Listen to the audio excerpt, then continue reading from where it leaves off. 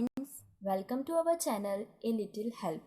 तो स्टूडेंट्स, आज हम पढ़ेंगे आपकी ज्योग्राफी क्लास 6 का chapter 3 motion of the earth. Student, first और सेकंड चैप्टर मैं आपको पढ़ा चुकी हूँ। आपने अगर उसकी वीडियो नहीं देखी है और अगर एक्सरसाइज की भी नहीं देखी है तो आप प्लेलिस्ट पे जाके एक बार चेक करिएगा और ज़रूर देखिएगा।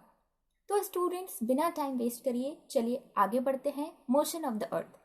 तो स्टूडेंट, इस चैप्टर में आपको कुछ जो टर्मिनोलॉजी पढ़ेंगे, जो चीज़ें पढ़ेंगे, उनमें से एक है रोटेशन, एक है रिवोल्यूशन, और आप कुछ इंपॉर्टेंट सीजन्स जैसे कि समर, विंटर, इनके बारे में पढ़ेंगे। ये चैप्टर स्मॉल सा ही है, चलिए स्टार्ट करते हैं। Motion of the earth. As you know, the earth has two type of motions, namely rotations and revolution. Rotation is the movement of the earth on its axis. The movement of the earth around the sun in a fixed path or orbit is called revolution. तो student, rotation क्या है? Rotation मतलब आप खुद rotate हो जाते हो। आपसे कोई बोलता है रोटेट हो जाओ या इस चीज़ को रोटेट कर दो। तो स्टूडेंट्स, रोटेशन का मतलब जब जो अर्थ है, अपनी जो मदर अर्थ है, वो खुद अपनी एक्सिस पे घूमेगी तो वो क्या होगा स्टूडेंट्स? वो होगा रोटेशन। मान लीजिए ये मदर अर्थ है अपनी। ओके स्टूडेंट्स, इमेजिन किए, और ये उसकी एक्सिस है जो टिल्टेड है 23.5 डिग्री पे। तो स्टूडेंट्स, जब ये अर्थ अपने ही एक्सिस पे घूमेगी, गोल गोल घूमेगी, तो क्या होगा स्टूडेंट्स? रोटेशन होगा। स्टूडेंट्स, समझ में आया आपको? क्या होगा? रोटेशन होगा। लेकिन स्टूडेंट, एक ऑपोजिट चीज़ भी होगी। अब आप इमेजिन करिए कि ये सन है। ओके स्टूडेंट्स, ये जो मैं आपको ड्रॉ करके बता रही हूँ, इसको मान लीजिए कि ये सन है। ओके स्टूडेंट्स, अब वापस इमेजिन करिए कि ये एक फिक्स्ड पाथ है। अब ये जो स्टूडेंट्स फिक्स्ड पाथ है, यहाँ पे सन के अराउंड क्या घूमेगी? अर्थ घूमेगी। आप लोगों को लगता होगा कि सन हमारे अर्थ के आसपास घूमता है, लेकिन स्टूडेंट्स ऐसा बिल्कुल नहीं होता है। जो सन है वो हमारे अर्थ के आसपास नहीं घूमता, बल्कि हमारी अर्थ सन के अराउंड घूमती है। तो स्टूडेंट्स, एक टाइम आएगा जब अर्थ यहाँ होगी, दूसरे टाइम पे यहाँ होगी, तीसरे टाइम पे यहाँ होगी। तो इसका मतलब वो क्या कर रही है? वो सन के अराउंड घूम रही है। तो स्टूडेंट्स, जब सन, जो अर्थ है अपनी, वो सन के अराउंड घूमेगी तो उसको अपन क्या बोलेंगे? हाँ स्टूडेंट्स, उसको अपन रिवोल्यूशन बोलेंगे। पहली चीज़ रोटेशन, जब वो खुद अपनी एक्सिस पे घूमेगी, रोटेट होगी। जैसे आप बोलते हैं किसी से रोटेट हो जा, घूम जा, तो वो इंसान ही घूमेगा, आप तो घूमेंगे नहीं, और ना आप उसे घुमा रहे हैं। तो स्टूडेंट्स, जब अर्थ रोटेट हो रही है तो मतलब रोटेशन, और जब अर्थ जो है सन के आसपास घूम रही है, वो भी एक फिक्स्ड पाथ में, और स्टूडेंट उस फिक्स्ड पाथ को अपन क्या बोलते हैं? ऑर्बिट। जो ऑर्बिट है उसको अपन रिवोल्यूशन बोलेंगे। तो स्टूडेंट्स, आपको ये समझ में आया होगा। चलिए स्टूडेंट्स, बिना टाइम वेस्ट करे आगे आते हैं। The axis of the earth, which is an imaginary line, makes an angle of 66.5 degree with its orbital plane. The plane formed by the orbit is known as the orbital plane. तो student, अब इसको भी आपको मैं समझाती हूँ कि ये कौन सा एंगल है, क्या है। स्टूडेंट्स देखिए, ये जो डायग्राम है ये आपको बहुत कुछ बताएगा। ये देखिए, ये एक्सिस है। ये किसकी एक्सिस है स्टूडेंट्स? अर्थ की है, क्योंकि आपको पता है कि अर्थ जो है वो टिल्टेड है, झुकी हुई है अपनी एक्सिस पे 23.5 डिग्री पे। तो स्टूडेंट्स, जब ये एक्सिस है तो ये इक्वेटर है स्टूडेंट्स। अब ये आप देख सकते हैं कि ये इक्वेटर है। तो अब आप ये भी देखिए कि ये जो एंगल बना रही है वो कितने का है स्टूडेंट्स, और ये कितने का है? ये तो 23.5 डिग्री का है, लेकिन ये वाला एंगल 63.5 डिग्री का है। तो इससे अपन को क्या पता चल रहा है कि जो हमारी अर्थ है वो क्या कर रही है स्टूडेंट्स? हाँ, हमारी अर्थ जो है, मतलब जो मदर अर्थ है, वो कितना एंगल बना रही है अपने ऑर्बिट से? 63.5 डिग्री एंगल बना रही है। क्योंकि आप इस डायग्राम से देख सकते हैं, इक्वेटर है और इक्वेटर है, ये नॉर्थ पोल है, मतलब जो एक्सिस है। तो एक्सिस और इक्वेटर कितना एंगल बना रहा है? 63.5 डिग्री। और स्टूडेंट्स, जिस प्लेन में, मतलब जिस सरफेस पे वो ऑर्बिट कर रही है, घूम रही है, उस प्लेन को क्या बोलते हैं अपन? Orbital plane. चलिए स्टूडेंट्स, ये आपको समझ में आया। चलिए, एक इंपॉर्टेंट टर्म आती है यहाँ पे, सर्कल ऑफ इल्यूमिनेशन। इसको पढ़ते हैं। The earth receive light from the sun. Due to the spherical shape of the earth, only half of it gets light from the sun at a time. The portion facing the sun experience day while the other half away from the sun experience night. The circle that divides the day from the night on the globe is called the circle of illumination. This circle does not coincide with the axis as you see in figure 3.2. The earth takes about 24 hours to complete one rotation around its axis. The period of rotation is known as the earth day. This is the daily motion of the earth. Student, circle of illumination क्या है? अब आपको मैं ये भी समझाती हूँ, आप लोग इतने टेंशन मत लीजिए। स्टूडेंट्स देखिए, ये अर्थ है, ये जो आपका डायग्राम है इसमें आप अच्छे से समझ सकते हैं कि ये अर्थ है। अब स्टूडेंट्स, ये जो अर्थ है यहाँ पे आप ये भी देखिए कि अर्थ में जहाँ सन है, ये सन है students.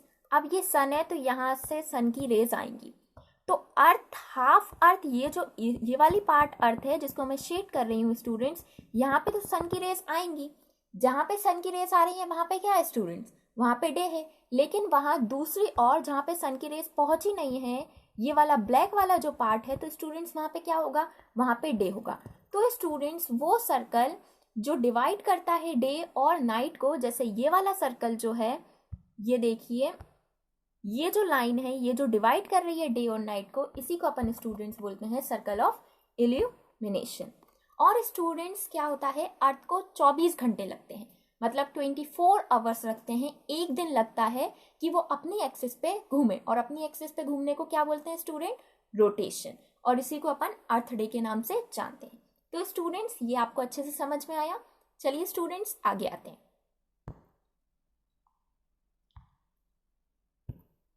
What would happen if the earth did not rotate? तो स्टूडेंट्स, यहाँ पे एक क्वेश्चन आता है कि क्या होगा अगर अर्थ घूमे ही नहीं, ना अर्थ अपनी एक्सिस पे घूमे और ना ही अर्थ सन के अराउंड घूमे। तो स्टूडेंट, पहले इसका आंसर जान लेते हैं अपन। The portion of the earth facing the sun would always experience day, thus bringing continuous warmth to the region. The other half would remain in darkness and be freezing cold all the time. Life would not have been possible in such extreme conditions. तो student, इसका answer ये होगा कि अर्थ ने अगर rotate करना बंद कर दिया, अर्थ रोटेट करना अगर उसने बंद कर दिया, मतलब अर्थ ने रोटेशन नहीं किया, तो स्टूडेंट्स क्या होगा? ऐसा होगा कि जहाँ पे सनलाइट आ रही है वहाँ पे तो दिन रहेगा, वहाँ पे तो ऑलमोस्ट लाइफ पॉसिबल रहेगी, लाइफ चलती रहेगी, थोड़ा वहाँ पे गर्म रहेगा। लेकिन जहाँ पे सनलाइट पहुँच ही नहीं रही वहाँ पे तो स्टूडेंट पोलर एरियाज की तरह हो जाएगा, बर्फ हो जाएगी, इतनी सर्दी होगी, क्योंकि सन नहीं है तो अपन कहाँ से लाएंगे हीट। और क्योंकि अपन को पता है अर्थ के लिए जो हीट और लाइट का एक मतलब हीट जो है वो कहाँ से आती है? सन से आती है, क्योंकि सन ही अल्टीमेट सोर्स है। ये अपन ने फर्स्ट चैप्टर में पढ़ा था, तो आप इस बात को अपने दिमाग में बैठा लीजिए। ओके स्टूडेंट्स, तो क्या होगा, एक जगह जहाँ पे सन है वहाँ तो अच्छा खासा मतलब टेम्परेचर सही रहेगा, दूसरी जगह जहाँ पे सन नहीं है, सन की जो रेस है वो नहीं आएंगी, वहाँ पे स्टूडेंट टेम्परेचर क्या होगा? टेम्परेचर डिक्रीज होता जाएगा, बहुत ज़्यादा कोल्ड हो जाएगा। ऐसी कंडीशन में स्टूडेंट्स लाइफ पॉसिबल नहीं हो पाएगी। तो आपको ये समझ में आया। अब स्टूडेंट, डू यू नो का पॉइंट देखिए आप। The ancient Indian astronomer Aryabhatta has stated that the earth is round and rotate on its axis. तो स्टूडेंट्स, ये जो आर्यभट्ट थे, जो एक इंडियन एस्ट्रोनॉमर थे, अब आपको पता है एस्ट्रोनॉमर्स क्या होते हैं, मैंने आपको बताया ही था फर्स्ट चैप्टर में। तो स्टूडेंट्स, जो आर्यभट्ट थे उन्होंने बहुत पहले, इतने साल पहले ही बता दिया था कि जो अर्थ है वो क्या है? राउंड है, मतलब एक तरीके से स्फीयर, जिसको अपन जियोइड बोलते हैं, और वो अपनी एक्सिस पे घूम रही है। तो आपको याद रखना है। चलिए अब न्यू टर्म पे आते हैं, ये है रिवोल्यूशन की। अपन ने रोटेशन तो देख ली कि रोटेशन हो रही है। रिवोल्यूशन में स्टूडेंट्स और भी आप 4 ऐसे सीजन्स के बारे में पढ़ेंगे। चलिए देखते हैं। The second motion of the earth around the sun in its orbit is called revolution. It takes 365 half days, 1 year to revolve around the sun. We consider a year as consisting of 365 days only and ignore 6 hours for the sake of convenience. तो students, आपने देखा कि rotation क्या होता है? Rotation जब अर्थ अपनी axis पे घूमती है। लेकिन स्टूडेंट्स, रिवोल्यूशन क्या होता है? जब जो अर्थ है वो कहाँ घूमती है? सन के अराउंड घूमती है, जिसको अपन रिवोल्यूशन बोलते हैं। स्टूडेंट, जब जो सन है उसके अराउंड जब अर्थ घूमेगी तो उसके लिए जो टाइम लगता है वो 365 1/4 डेज लगता है, हाफ डेज मतलब। तो स्टूडेंट्स, आपको तो अब मैंने आपको रोटेशन में बताया कि 24 आवर्स लगते हैं, मतलब एक दिन लगता है अर्थ को अपनी एक्सिस पे घूमने में। लेकिन स्टूडेंट्स सन के अराउंड अर्थ को घूमने में 1 साल लगता है। और ये जो 1/4 है स्टूडेंट्स, ये अपन कभी भी कंसिडर नहीं करते। अब स्टूडेंट्स कंसिडर क्यों नहीं करते? अपन मानते हैं कि जो डे है, मतलब अपना जो ईयर है, वो सिर्फ 365 डेज से ही बना हुआ है, और हर साल के ये जो 6 आवर्स अपन जोड़ते हैं वो जाके अलग एक दिन बनाता है, जो होता है 29 फेब। 29 फेब को अपन लीप ईयर भी बोलते हैं। अब स्टूडेंट्स आप ये देखिए कि जब आप 6 + 6 + 6 कर देंगे, जब आप इन 6 घंटों को मिला देंगे तो क्या बनेगा? हाँ स्टूडेंट्स, तो आपका जो रिजल्टेंट आएगा वो उससे आपको पता चल जाएगा कि हाँ, ये जो 6 घंटे मिले हैं उससे हम एक डे बना रहे हैं 29 ऑफ फेब, जो 4 साल में आता है, जिसको अपन लीप ईयर बोलते हैं। जब 360 होने की जगह हमारी जो मतलब कैलेंडर है, हमारा जो टाइम है, हमारे जो डेज हैं पूरे साल के, वो कितने हो जाते हैं स्टूडेंट ईयर्स के? 366।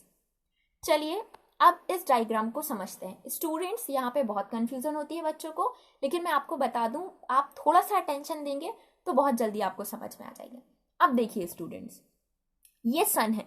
अब आपको इतना तो दिख रहा है कि ये सन है। स्टूडेंट्स ये क्या है?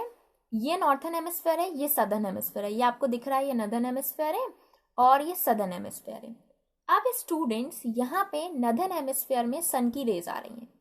तो स्टूडेंट्स जब सन की रेज नॉर्दर्न हेमिस्फीयर में आ रही हैं तो वहां पे क्या होगा? हाँ स्टूडेंट्स, वहां पे हीट ज्यादा होगी। हीट ज्यादा मतलब समर है, समर मतलब स्टूडेंट्स गर्मी का मौसम है। और वहीं दूसरी ओर जब यहाँ पे क्या हो रहा है स्टूडेंट्स? हाँ, यहाँ पे नॉर्दर्न नहीं सदर्न हेमिस्फीयर में वो रेज आ रही हैं। ये देखिए आपको दिख रहा होगा, ये जो रेज जा रही हैं ये सदर्न हेमिस्फीयर में जा रही हैं।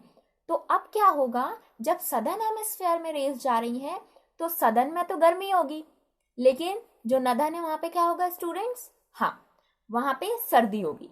तो स्टूडेंट्स इससे आप एक बात मतलब समझ जाइए अच्छे से, वो क्या है स्टूडेंट्स? वो ये है कि जहां पे सन की रेस जाएंगी वहां पे क्या होगा? समर सीजन होगा, और जहां पे नहीं जाएंगी वहां क्या होगा? वहां विंटर सीजन होगा।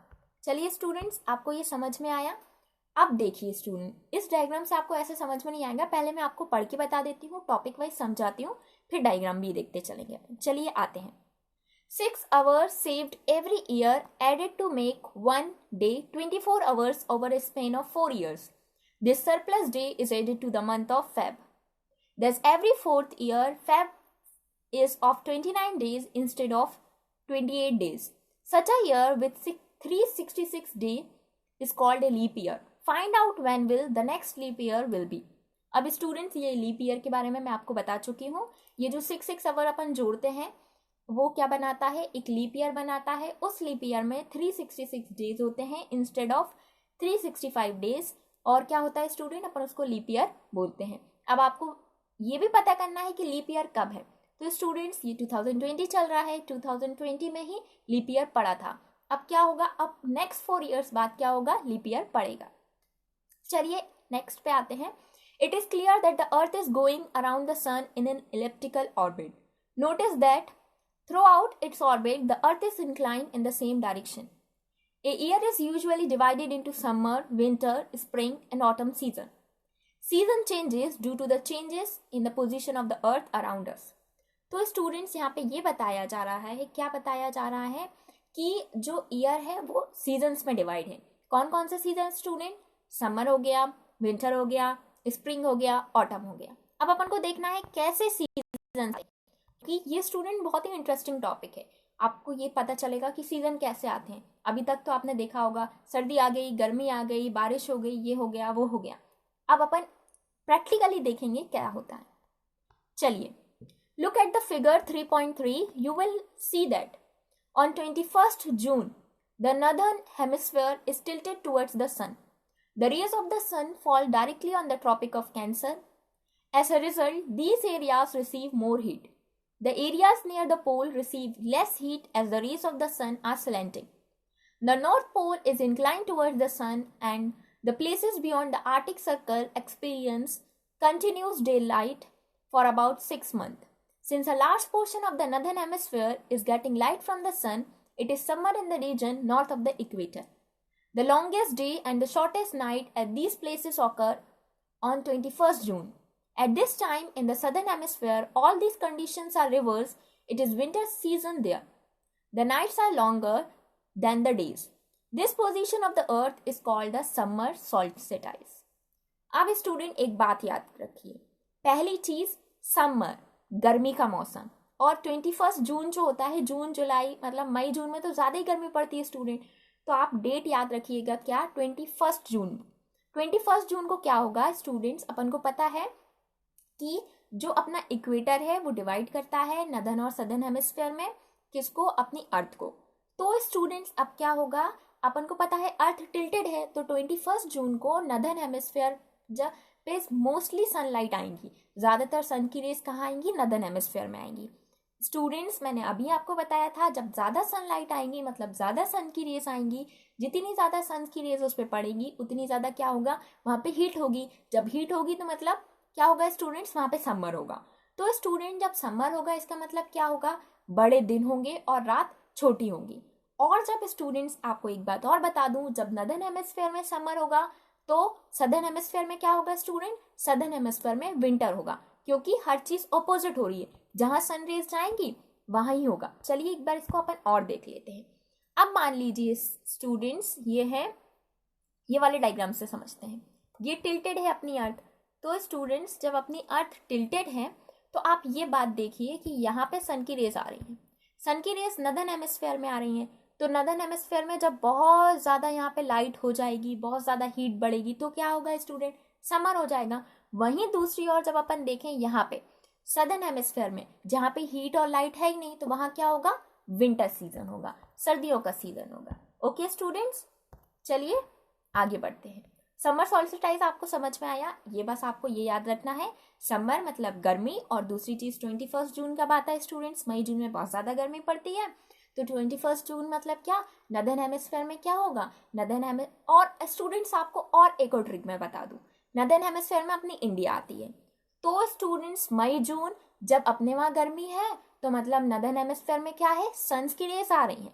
जब अपने वहां सर्दी है मतलब नदर्न हेमिस्फीयर में सन की रेस नहीं आ रही, तो नदर्न हेमिस्फीयर में क्या है, विंटर है। ओके स्टूडेंट्स, चलिए अब अपन ने समर सॉल्स्टिस पढ़ लिया, अपन विंटर पढ़ते हैं। अब विंटर, आपको पता है विंटर क्या है, सर्दी है, और आपको पता है दिसंबर और जनवरी में सबसे ज्यादा सर्दी पड़ती है।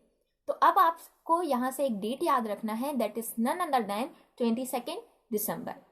On 22nd December, the Tropic of Capricorn receives direct rays of the sun as the south pole tilted towards it. As the sun rays fall vertically at the Tropic of Capricorn, 23½ degrees south, a large portion of the southern hemisphere gets light. Therefore, it is summer in the southern hemisphere with longer days and shorter nights. The reverse happens in the northern hemisphere. This position of the earth is called the winter solstice. Do you know that Christmas is celebrated in Australia in the summer season? अब students winter solstice, अब आपको मैंने बताया winter मतलब क्या है students, आप confuse मत होइएगा, आप अपनी नॉर्मल लैंग्वेज से ही इसको समझिए। विंटर मतलब सर्दी, और दिसंबर जनवरी में ज़्यादा सर्दी पड़ती है। मतलब 22 दिसंबर में क्या होगा, 22 दिसंबर में ट्रॉपिक ऑफ कैप्रिकॉर्न मतलब जो सदर्न हेमिस्फीयर है वहाँ पे ज़्यादा लाइट होगी। जब स्टूडेंट्स वहाँ पे क्या होगा, जब वहाँ पे ज़्यादा लाइट होगी तो क्या हो जाएगा, वहाँ पे हेमिस्फीयर में ज़्यादा लाइट होगी तो वहाँ पे समर पड़ेगा। और स्टूडेंट्स जब सदर्न हेमिस्फीयर में समर पड़ेगा तब हमारे वहाँ क्या पड़ेगा, विंटर पड़ेगा। और स्टूडेंट हमारे इंडिया में जब विंटर होता है तब क्या होता है, ऑस्ट्रेलिया में समर होता है। और स्टूडेंट्स ऑस्ट्रेलिया वाले क्योंकि वो सदर्न हेमिस्फीयर में आते हैं, अभी आगे के चैप्टर में मैं आपको बताऊंगी कि कौन सा कॉन्टिनेंट कौन से वहाँ आता है, कौन सा हेमिस्फीयर में आता है, लेकिन आप इंडिया से याद रखिएगा। जब इंडिया में क्या है, विंटर चल रहा है, तब ऑस्ट्रेलिया क्योंकि वो सदर्न हेमिस्फीयर में, वहाँ पे क्या चलेगा स्टूडेंट, समर। इसलिए जो क्रिसमस है स्टूडेंट, अपन तो कब बनाते हैं, सर्दियों में बनाते हैं, लेकिन ऑस्ट्रेलिया वाले इस जो फेस्टिवल है इसको समर में बनाते हैं। चलिए इसको अपन ऐसे समझ लेते हैं थोड़ा, अब आप देख लीजिए। अब स्टूडेंट्स से देखिए आप यहाँ पे ये जो है ये क्या है स्टूडेंट्स, सदर्न हेमिस्फीयर में। सदर्न हेमिस्फीयर में जब रेज जाएंगी तो स्टूडेंट्स सदर्न हेमिस्फीयर में जब रेज जाएंगी तो आपको पता है सदर्न हेमिस्फीयर हीटअप हो जाएगा। जब सदर्न हेमिस्फीयर हीटअप हो जाएगा तो वहाँ समर हो जाएगा। वहीं दूसरी ओर जब वहाँ दूसरी तरफ नदर्न हेमिस्फीयर में रेस नहीं जाएंगी तो वहाँ हीट नहीं होगी। जब हीट नहीं होगी तो स्टूडेंट कौन सा मौसम होगा? Summer, sorry winter. चलिए आगे बढ़ते हैं।